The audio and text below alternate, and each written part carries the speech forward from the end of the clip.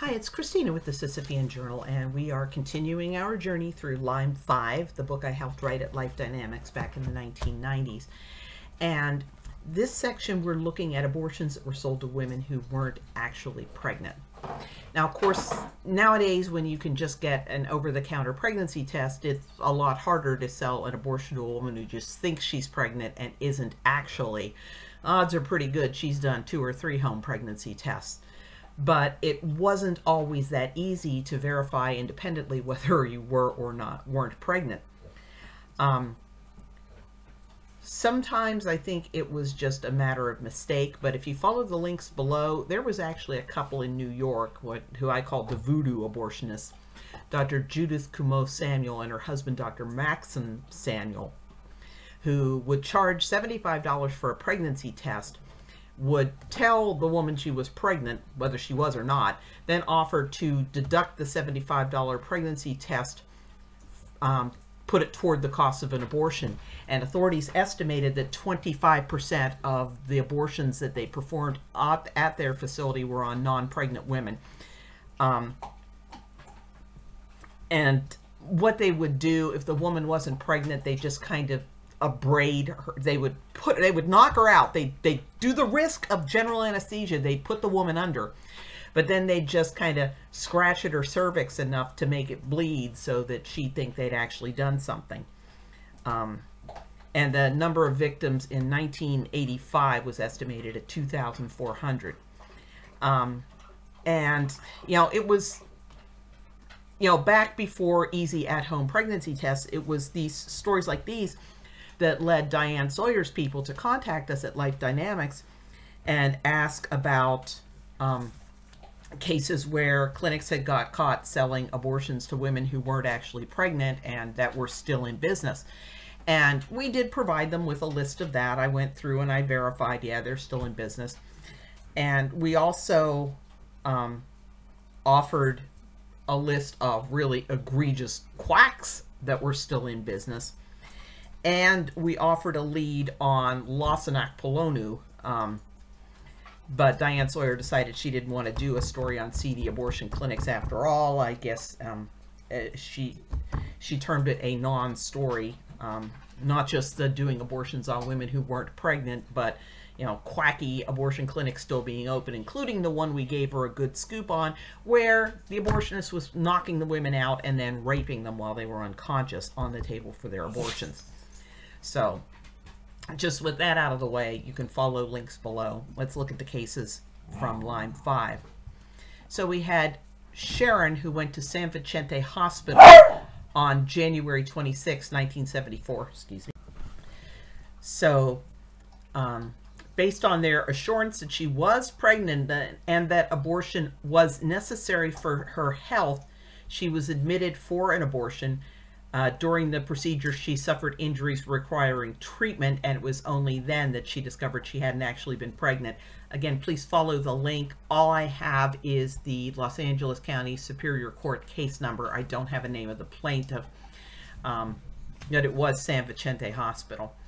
Then we have a woman called Patricia who went to a Kansas City, Missouri clinic on April 16th of 1983. She said that the painful poking had been going on probably about 7 to 9 minutes. The doctor stopped for a second and whispered to a nurse, and the nurse raised me up and said it had been a mistake. I had not been pregnant. Patricia later said I was weak and I could not respond. She bled heavily, and a nurse told her that if they couldn't stop the bleeding, they'd have to send her to a hospital by ambulance. Another clinic employee warned her not to fall asleep, and Patricia got dressed and waited, thinking that they'd called an ambulance for her. She said, I waited half an hour. I was getting weaker and weaker, and nobody said anything about an ambulance. I wasn't going to wait all day. So she called her sister. Her sister went and got her, drove her to the hospital. She had tissues stuffed into her underpants to absorb all the blood because the abortion clinic wouldn't even give her a maxi pad. And Patricia had suffered damage to her reproductive organs, and it was 3 years before her normal periods resumed. Then there was Joanne, who underwent an abortion on June 17, 1985. She suffered a perforated uterus and permanent injury requiring cervical repair, and doctors subsequently discovered that she hadn't actually been pregnant. Deborah was able to use a home pregnancy test. This would have been in about 1986. She thought she'd gotten pregnant in spite of having an IUD. So she went to a Denver clinic. Denver, it was probably, don't cite me on this, Warren Hearn.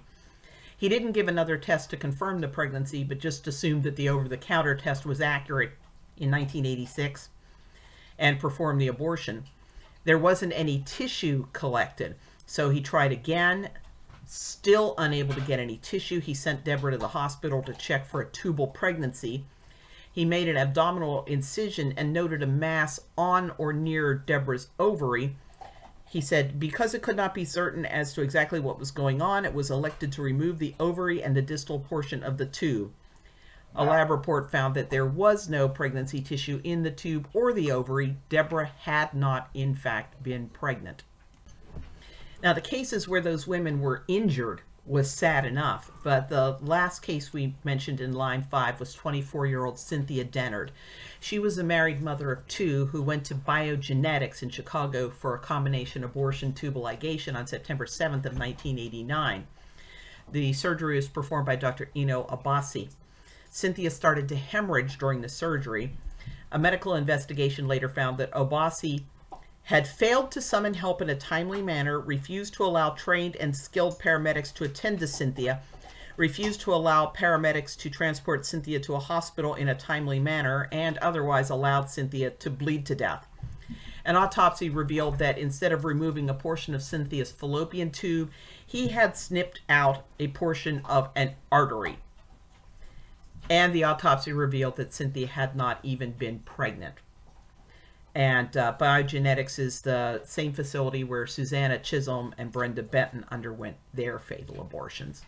So, a lot less likely to happen now, but it just kind of tells you the character of the people who were running these abortion clinics, that they had no qualms about risking the fertility and even the lives of young women who, even if you considered abortion a necessary evil, that yeah, she's pregnant and doesn't want to be, she needs an abortion, you can't say that she needed an abortion if she wasn't actually pregnant, and these people were willing to charge ahead anyway.